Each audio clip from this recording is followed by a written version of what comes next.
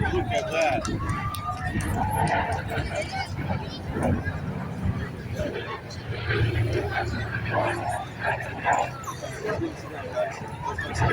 Listen to that. And the B25.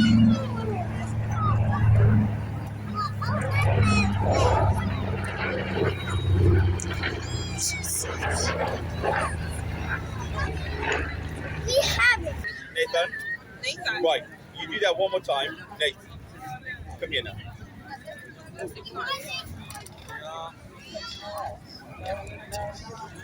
Coming back in again, the DC6 from the left.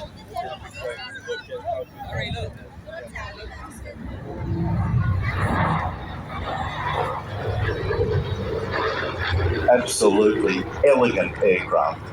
Really reminiscent of a capable bomber. It was involved in every theatre of operations during the Second World War, flown by all of the Allies, including the Russians. It's a very, very easy aircraft to fly and maintain. By 1949, the DC-6 was being operated worldwide services in USA to Europe, Latin America, Sydney, Australia, Manila, Honolulu.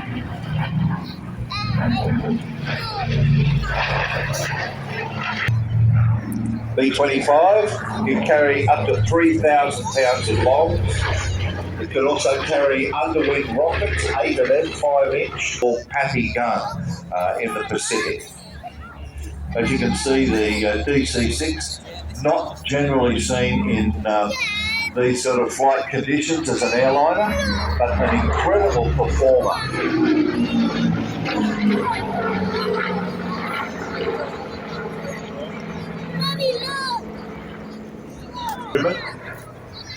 And fitted with 25 seats, it was a bit more luxury, together with 12 beds. Another was used by President John F. Kennedy as Air Force One until it was replaced by the Boeing VC-137, the military version of the 707. It therefore became the very last piston-engined US presidential transport aircraft. Beautifully flown there by Raymond Reader.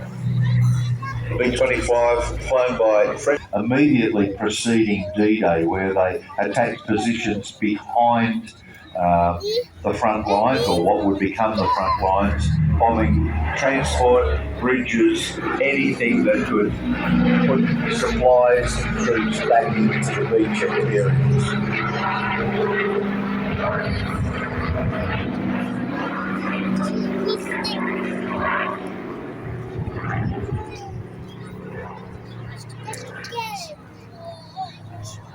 You can see the B-25 over the tops of the trees to your right.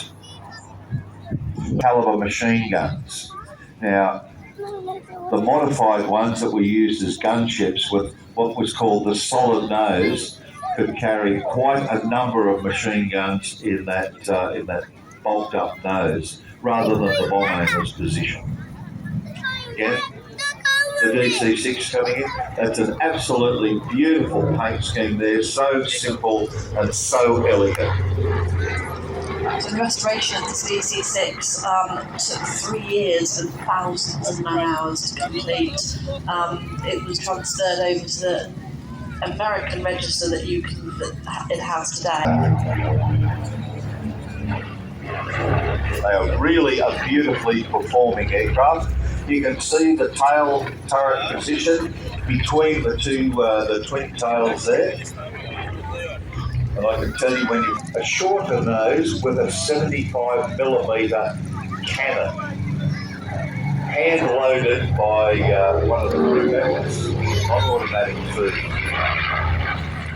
The Navy also used these aircraft as the PBJ, and they operated those in concert with the calibers on either side, so you had 2 per side.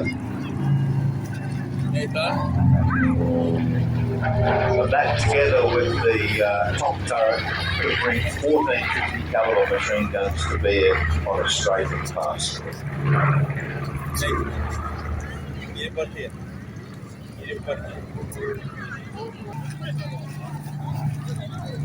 Very, very manoeuvrable machine as well. Could almost handle like a fighter. So in the 1970s, this particular aircraft was purchased by a firefighting team to use for fire practice on an airfield in America. Thankfully, it never actually was used, and it was discovered by the Flying Balls team, who did another complete restoration on the aircraft, which took a number of many hours again. And after that completion, it took a long flight from America over to Europe to its new home in Austria. They are an incredible aircraft. It was said that you could always tell a pilot from a co-pilot from which year in which he was deaf, because they are very noisy. Normally they've got individual exhaust stacks, but in the later models they had a combination of the individual and the collector ring. You can see on this it's got the collector ring. They used not only, as you said, for airport firefighting practice, but they were used large numbers for borate bombing, for firebombing. And the particular aircraft that we flew across the Pacific had been modified as a borate bomber, and we remodified the aircraft and used that big borate tank and filled up the entire bomb boat as a fuel tank. So what's it like taking a long flight across the sea? Very long, and there is a lot of blue out there, I can assure you of that. That's definitely something you take for granted nowadays, flying on a large airline, but an aircraft that's old, it's another undertaking.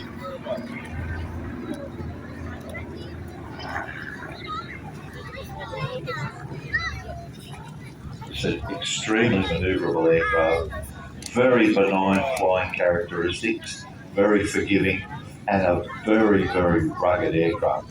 Just have a think about it. With the B25s at Jimmy Doolittle, can you imagine the size of the aircraft carrier if there were 18 of these machines that could be put on the deck and flown off that deck? Last pass coming up now. All bay doors are open.